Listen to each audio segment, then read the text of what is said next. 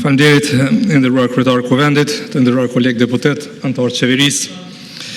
Në emër të grupit parlamentar të LDK-s, unë do të flas për dy çështje sot, për dy tema besoj të rëndësishme, të rëndësisë nacionale. E para është dialogu me Serbinë.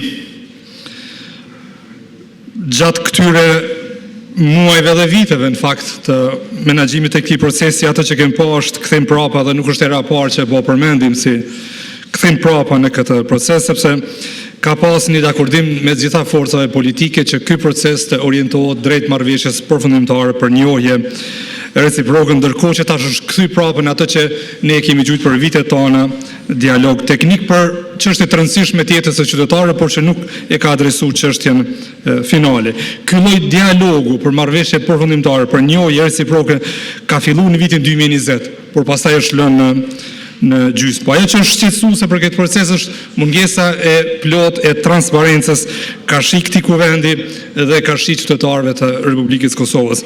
Unë përkujtoj lëvizjen vetëvendosje se bashkë kur kemi qenë në opozit 2017-2019 kemi miratuar rezolutat përbashkëta ku kërkonim kryeministrit atëhershëm që të raportojnë kuvend para dhe pas çdo takimi të dialogut. Unë kam përshtypjen që kurthimi që i ka ndodhur kësaj qeverisje në marrëveshjen e Brukselit dhe në aneksin e Ohrit e KB, ato që të hezitoj që të raportoj në kuvend për këtë proces. Ato që kemi pa tash së fundi është emrimi i krye negociatorit, pra ambasadorin në Bruksel si krye negociatori, i cili nuk do të ketë mundësi që të raportoj para këtij kuvendi. Unë besoj që është e domosdoshme që ky kuvend tani të nxjerrë një rezolutë të re që adreson çështjen e transparencës në procesin e dialogut ka shi kuvendit dhe ka shi qytetarëve dhe rikonfirmimin që ky proces duhet të zhvillohet për marrëveshje përfundimtare. Dhe e dyta, abuzimet me buxhetin.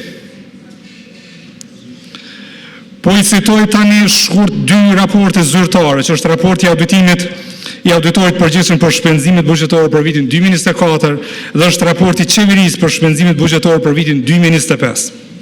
Ja disa prej gjeturave të auditorit, kontrata me negocim, ato kontratat e famshme një borimor që kemi përmend shumë shpesh këtu.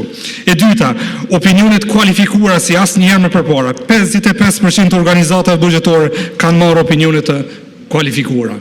Edhe keni parasysh se çfarë nuk kuptojnë këto opinionet të kualifikuara. Vetëm 13% e rekomandimeve të auditorit përgjithshëm adresohen nga organizatat buxhetore. Tjetra, borxhet e bizneseve dhe qytetarëve ndaj shtetit kanë shkuar në 1 miliard euro, që është rritje për 9%, ndërkohë që në këtë foltore kemi pas zëra që si qytetarët dhe bizneset po i përfillin pra obligimit e tyre ndaj shtetit. Ndërkaq borxhet e shtetit ndaj bizneseve dhe ndaj qytetarëve kanë shkuar në 190 milion euro, që është rritje për 24% krahasuar me një vit paraprak. Tek kredit për cilin jemi kritikuar në të kaluarën për mos eficiencë në shfrytëzimin e kredive. 1/3 e kredive që janë ratifikuar në këtë kuvend Kosovës nuk janë tërheq fare në këto 5-6 vitet e fundit. Vetëm kredite miratuara 2016-2024, 190 milion euro, as nuk ka nis, as një cent i vetëm nuk ka ardhur në buxhetin e Kosovës për të alokuar për këto shpenzime. Ajo famshmja, ajo shpreha makabre, unë kam thënë disa herë, e gjakderdhjes financiare në ndërmarrjet publike. 30 milion euro janë pagu subvencione për ndërmarrje publike, jo për investime kapitale, janë pagu për paga në infrakos, janë pagu për mbulumin e humbjeve në post dhe janë pagu për shpenzime operative në Trepç. Për ta përfunduar fjalën time, sipas fjalëve të auditorëve së përgjithshëm, 80 landë gjatë vitit 2025 janë ndërkuar në prokurori nga auditoria e përgjithshme. 80 landë. Shuma e tyre përfshira në këtë land janë dhjetra në mos qindra miliona euro të buxhetit të Republikës së Kosovës. Unë jam i bindur që kjo nuk do të përmbyllet pa vëmendjen e duhur nga institucionet të përkatëse. Faleminderit shumë. Ju faleminderit zoti Hoti.